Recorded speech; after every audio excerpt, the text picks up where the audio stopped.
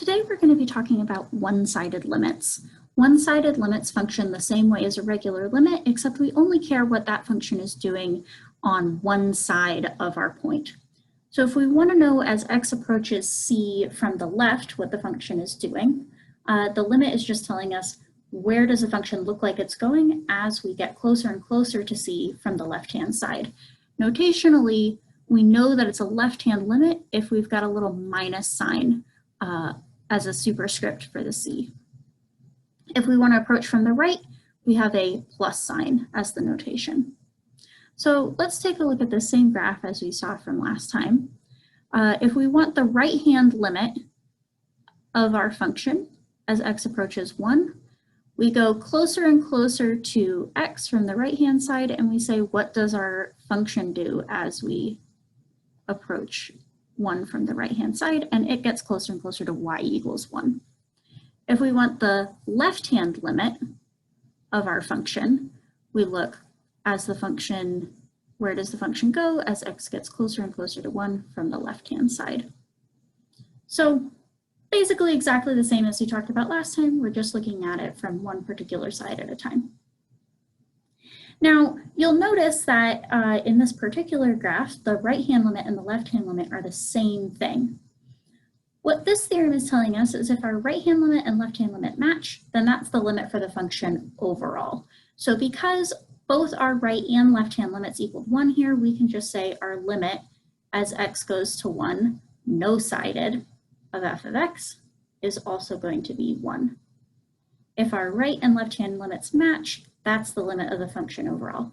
If they don't match, then the function doesn't have a limit. The limit does not exist.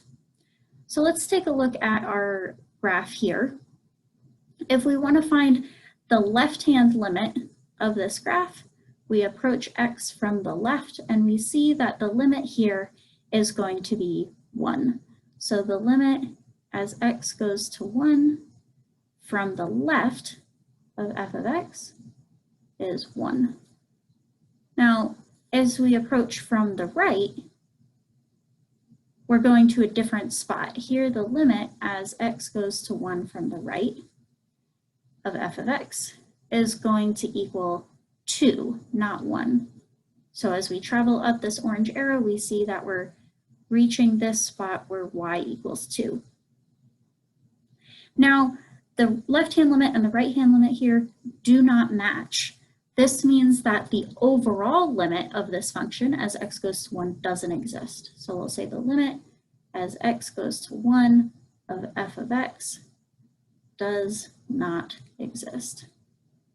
Okay. So this is how we can tell as we're looking at graphs, what happens if we just have a straight up function, just a function definition? Well, we can do exactly the same thing as we did in our last video. We can determine what part of the function is the left-hand side and the right-hand side, and then try to evaluate the limit at that point for each of those pieces. So let's take a look at this. Let's start off with our left-hand function. So we want the limit as x goes to 1 from the left of f of x. So we're looking at what are the x values, when the x values are smaller than 1, what does our function look like? Well, smaller than 1, that's this piece of the function right here. And that's just x. So let's go ahead and evaluate what that function should be doing at 1 with x. So this would give us the limit as x goes to 1 of x, because that's what the function is doing to the left-hand side of 1. And we can go ahead and just plug this in. We get 1. Great, that's our left-hand limit. Okay, now let's take a look at the right-hand limit. So we're looking at the limit as x goes to 1 from the right. And so that means we're looking at values of x that are larger than 1. That's this piece right here. How do we know this? Because this is saying when x is in between 1 and 2, that's what our function is. In between 1 and 2 are larger values, or values to the right of 1. So that's our right-hand limit. Okay, so as we're looking at our right-hand limit, that means we want to take a look at the limit as x goes to 1 of our big function here. And we can do this exactly the same way as we did in the last video. So first we try to plug in. What happens when we plug in? We get -1 plus 4 minus 3 over 1 minus 1. This is going to give us 0 over 0. This is an indeterminate, so we can't plug in. So we want to try something else. What we might want to do is factor this. So if we go ahead and factor the top, it would be really nice if we could factor out an x minus 1, because then that would cancel with the bottom of our fraction. So let's go ahead and do this. If we factor out an x minus 1, this top becomes x minus 1 times 3 minus x. And the bottom is x minus 1. We can go ahead and cancel out the x minus 1s. So this gives us the limit as x goes to 1 of 3 minus x. Now we can plug in. That gives us 3 minus 1 equals 2. So that's going to be our right-hand limit. Now you'll notice that the right-hand limit and the left-hand limit do not match. So what does this tell us?